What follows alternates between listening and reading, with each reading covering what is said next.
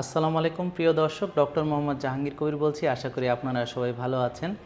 এই কার্কুমা joint guard নিয়ে 3টি কথা বলার জন্যে আমি এই ভিডিওটি করছি। প্রথম কথা হচ্ছে, অনেকেই এই যে কার্কুমা জয়েন্ট গার্ড না কিনে অনেকে শুধু জয়েন্ট গার্ড কিনছেন এবং প্রতারিত হচ্ছেন। এখানে খেয়াল করুন, এখানে FDA রেজিস্টার্ড ফ্যাক্টরি থেকে এটা করা এবং এখানে USDA অর্গানিক সার্টিফাইড সবগুলো। এখানে দেখেন যে সবগুলো উপাদান USDA অর্গানিক সার্টিফাইড। আরেকটি প্রশ্ন হচ্ছে, অনেকে বলছেন যে এটাতে দ্রুত উপকার পাচ্ছি না। প্রিয় দর্শক, যেহেতু এটা ফাংশনাল ফুড, যেহেতু এটা কোনো সিনথেটিক পেইন কিলার নয়, তাই ইমিডিয়েট রেজাল্ট পাওয়ার কোনো কারণ নেই। আপনি দীর্ঘমেয়াদী ধীরে ধীরে আপনি এটার রেজাল্ট পাবেন। এটা যেহেতু মূল রোগটা ভালো করে, অর্থাৎ ইনফ্লামেশন বা প্রদাহ কমায়। অনেক ক্ষেত্রে আমাদের কার্টিলেজ ক্ষয় হয়ে যায়, সেই কার্টিলেজটাকে আবার পুনরায় গঠন করতে সময়ের প্রয়োজন।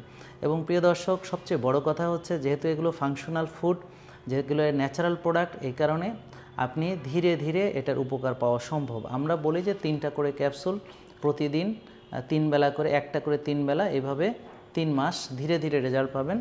কিন্তু আরেকটি বিষয় অত্যন্ত গুরুত্বপূর্ণ, সেটা হচ্ছে আপনার লাইফস্টাইলটা ঠিক থাকতে হবে। অর্থাৎ কিনা আপনি উল্টাপাল্টা খাবারের সঙ্গে যদি এইটা খান, তাহলে অত বেশি উপকার পাওয়ার সুযোগ নেই। কারণ একটা পেটের যে নর্মাল এনভায়রনমেন্ট, সেটা অত্যন্ত জরুরি একটা ভালো যে ফাংশনাল ফুডকে অ্যাবজর্ব করার জন্য।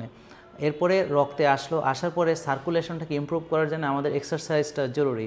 আপনারা জানেন যে জয়েন্টের সার্কুলেশনগুলো একটু কম থাকে, এই কারণে আমাদের জয়েন্ট মুভমেন্ট অত্যন্ত জরুরি। বিভিন্ন এক্সারসাইজের জন্য আমরা সাজেস্ট করি। এবং হাড় বলেন বা কার্টিলেজ বলেন, যে গঠন প্রক্রিয়াগুলো, সেগুলো হচ্ছে ঘুমের ভিতরে হয়। এই জন্য আমাদের রাত 10টার আগেই ঘুমাতে যাওয়া উচিত এবং 7 থেকে 8 ঘন্টা মিনিমাম ঘুমানো উচিত। এবং রোদ্রে যাওয়া উচিত, ভিটামিন ডি লেভেল ভালো রাখা উচিত, মাছের তেল খাওয়া উচিত, ওমেগা 3 ঠিক রাখা উচিত। তো এগুলো সব কিছুর সঙ্গে যখন আমরা কার্কুমা জয়েন্ট গার্ডটা আমরা সেবন করব, তখন আমরা এই অস্টিওআর্থ্রাইটিস বা জয়েন্ট পেইন বা অন্যান্য যে ব্যথা, গিরা ব্যথা বিভিন্ন কারণে হয়ে থাকে, বিশেষ করে যেখানে হাড় ক্ষয়ের বিষয় আছে, কার্টিলেজ ইরোডিং হওয়ার বিষয় আছে, এবং জয়েন্টের ভিতরে যে সাইনোভিয়াল ফ্লুইড কমে যাওয়ার বিষয় আছে, এগুলো মূলত ইনফ্লামেশন কমানোর মাধ্যমে ধীরে ধীরে এটা ক্ষয় রোধ করে এবং কার্টিলেজ গঠন করতে সহায়তা করে, সাইনোভিয়াল ফ্লুইড তৈরি করতে সহায়তা করে।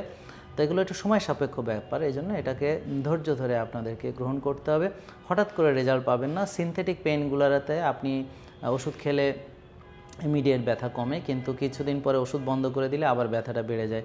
এটা কিন্তু সেই ধরনের না। আপনি নকল থেকে সাবধান, দ্বিতীয় কথা হচ্ছে, এটা ধীরে ধীরে কাজ করবে ফাংশনাল ফুড এবং লাইফস্টাইল ঠিক রাখার মাধ্যমে আপনি এটা গ্রহণ করলে বেশি উপকার পাবেন। প্রিয় দর্শক, তা আশা করি আপনারা টোটাল ইনফরমেশনটা পেয়েছেন। সামনে এই বিষয়গুলোতে আপনারা সচেতন থাকবেন। সবাইকে অসংখ্য ধন্যবাদ। ভালো থাকবেন, সুস্থ থাকবেন এবং আমরা যে স্বাস্থ্যকর খাবারগুলোর কথা বলছি, ফাংশনাল ফুড, সেগুলোর সঙ্গে থাকবেন। সিনথেটিক কেমিক্যাল থেকে যতটা আমরা নিজেদেরকে রক্ষা করতে পারি, ততটাই আমাদের জন্য মঙ্গল। আসসালামু আলাইকুম। আবারও ভালো থাকার আবেদন রেখে শেষ করছি।